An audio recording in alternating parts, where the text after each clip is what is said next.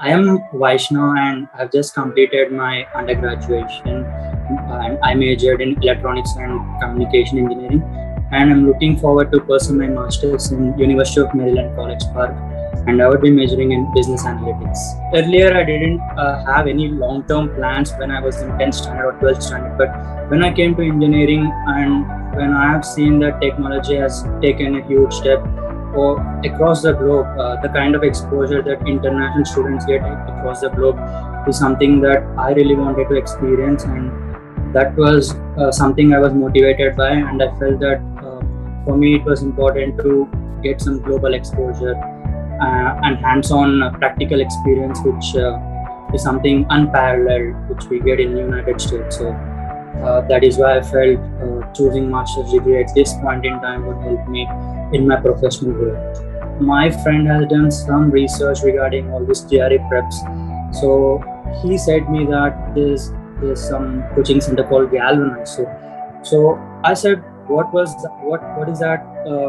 What's that? What's so interesting about Galvanize? I mean, so then he replied, there are lots of positive reviews on Quora.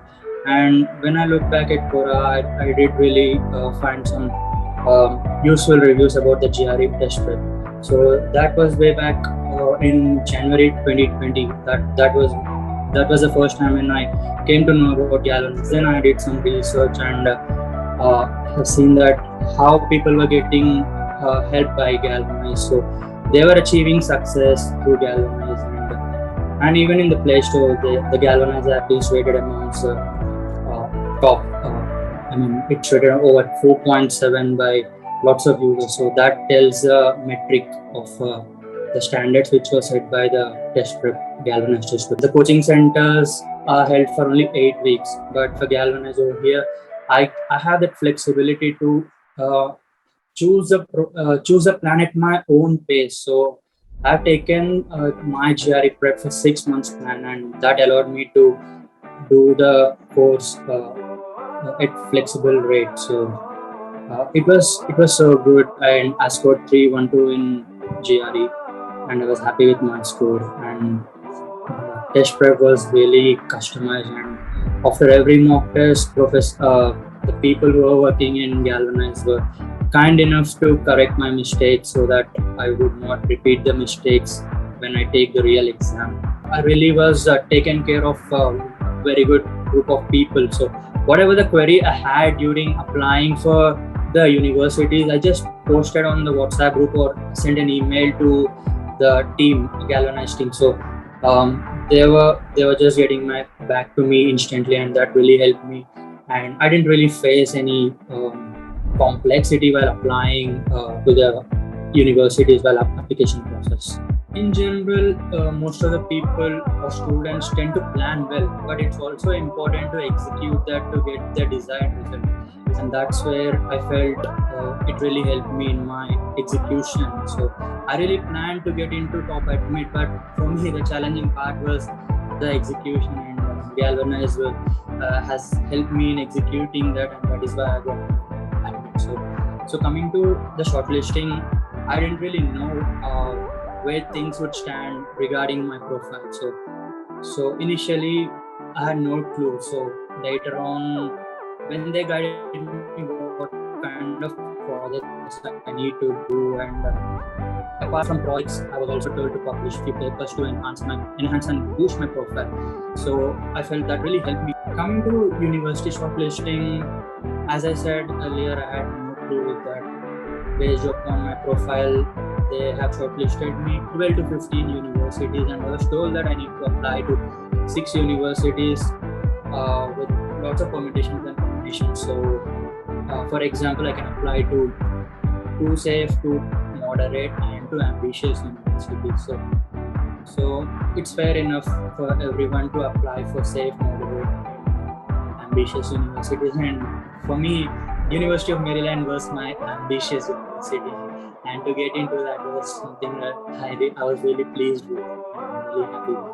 So generally, application cycle would start in November. So it's always important to plan initially and do the SOP, LORs and resume thing by August, so that it would help us in leaving some space for other things to finalize.